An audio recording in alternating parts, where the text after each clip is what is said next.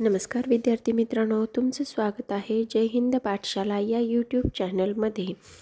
आज आपण भारताचा महान न्यायवादी म्हणजेच अटॉर्नी जनरल ऑफ इंडिया या टॉपिकवरली माहिती घेणार आहोत इंडियन पॉलिटीच्या शॉर्ट नोट्समध्ये।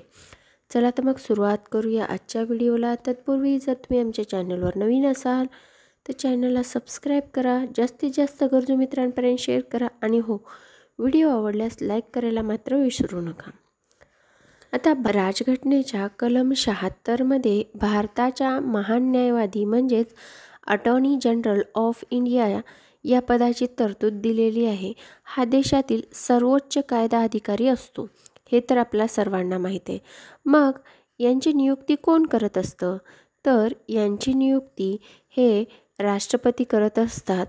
त्याचबरोबर सर्वोच्च न्यायालयाच्या न्यायाधीशपदी नियुक्त होण्याची जी अर्हता असते त्यांच्याजवळ तीच अर्हता असली पाहिजे। अर्हता म्हणजे पात्रता, म्हणजेच काय, तो भारताचा नागरिक असला पाहिजे, त्याने कोणत्याही उच्च न्यायालयाचा न्यायाधीश म्हणून 5 वर्ष काम केलं पाहिजे। त्याचबरोबर कोणत्याही उच्च न्यायालयात त्याने 10 वर्ष वकिली केली असायला पाहिजे। त्याचबरोबर राष्ट्रपतीच्या मते तो निष्णात कायदेपंडित असायला पाहिजे। ही झाली नियुक्ती आणि त्याची पात्रता।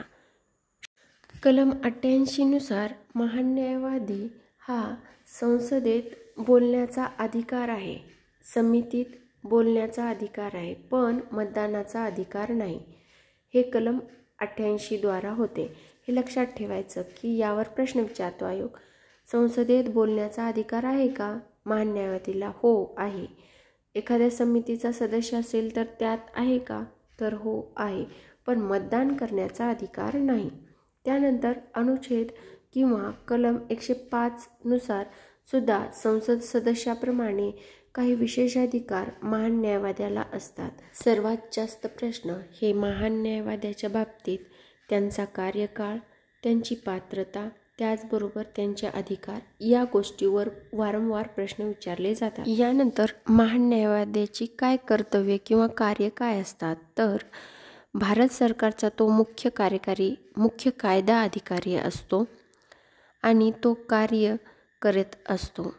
राष्ट्रपतीने त्याच्याकडे पाठविलेल्या मुद्द्यावर भारत सरकारला कायदेविषयक सल्ला देतो। त्याचबरोबर राष्ट्रपतीने सोपवलेली कायदेशीर स्वरूपाची इतर कामेसुद्धा महान न्यायवादी करत असतात।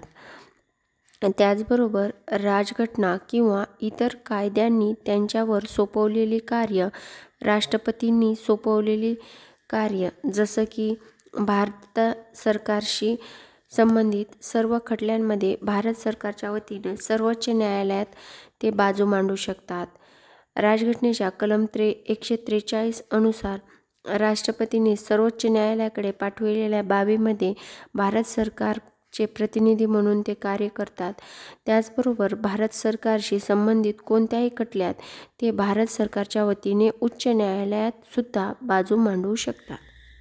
तर महान न्यायवादी हे केंद्र सरकारला सल्ला देऊ शकतात। त्याचबरोबर ते केंद्र सरकारने सांगितलेल्या प्रकरणामध्ये हजर राहतात न्यायालयात आणि सर्वोच्च न्यायालयात व उच्च न्यायालयात सरकारची बाजू मांडू शकतात। त्याचबरोबर सरकारच्या मागणीनुसार इतर कोणत्याही कायद्यानुसार किंवा कायदेशीर कामात ते मदत करत असतात।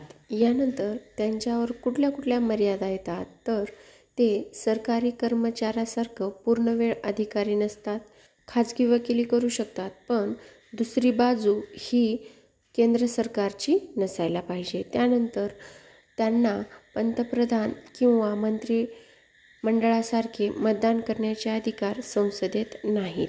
म्हणजेच काय, साध्या आणि सोप्या भाषेत सांगायचं झालं तर ते भारत सरकारच्या सर्वोच्च कायदेविषयक अधिकारी आहेत, पण ते मंत्रिमंडळाचे सदस्य नाहीत। तरीही ते संसदेत बोलू शकतात, पण मतदान करू शकतात का? नाही। या 3 वाक्यावर बरेचदा आयोगाने प्रश्न विचारलेले आहेत। हे गोल्डन वाक्य आहेत असं म्हटलं तरी चालेल।